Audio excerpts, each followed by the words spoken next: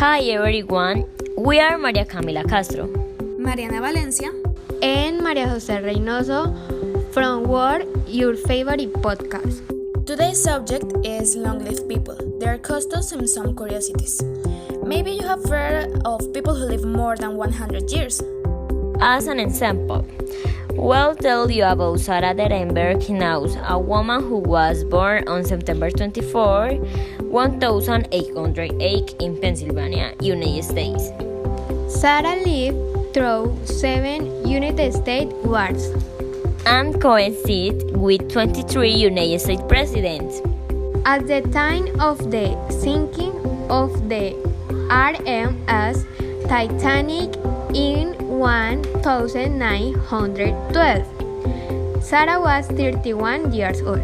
Her hobbies were watching golf on TV, sewing, and eating milk chocolate turtles and potato chips. According to Joseph Hess, a manager at the Phoebe David Casas Foundation facility where Knaus lived, Sarah was an elegant lady and worthy of all the honor and adulation she had received. Yes, and according to her daughter, Catherine Knaus, her longevity was due to the fact that she was a very calm person and nothing phased her. Sarah may have been 120 years old, and she may have lived for another century, but she passed away on December 13, 1999, 33 hours before the start of the year 2000, at the age of 119.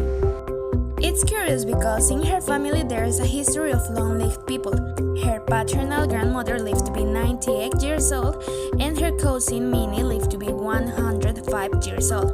In addition, her daughter Catherine Sullivan lived to be 101 years old.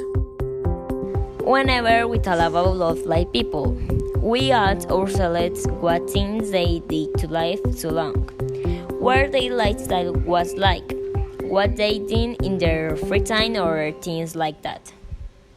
Many scientists wonder about the same thing, and that's why there is a lot of research on this subject, and it proves a very interesting thing.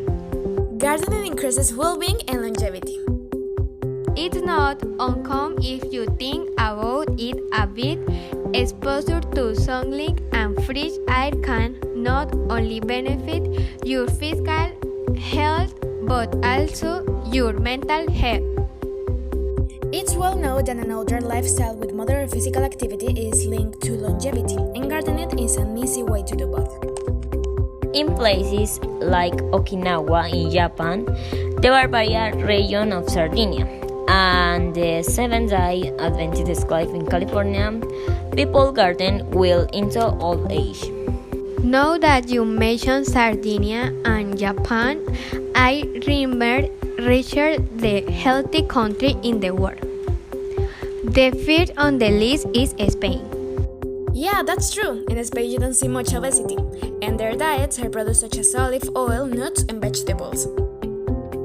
Spain is said to have the highest life expectancy among European United Nations. After Spain, on the list is Italy, then Iceland, Japan, Switzerland, Sweden, Australia, Singapore, Norway, and Israel. One day I will visit those countries. I want to know more about the lifestyle of its population. I could tell you a few more things, but time is running out. We have already talked too much about long-lived people.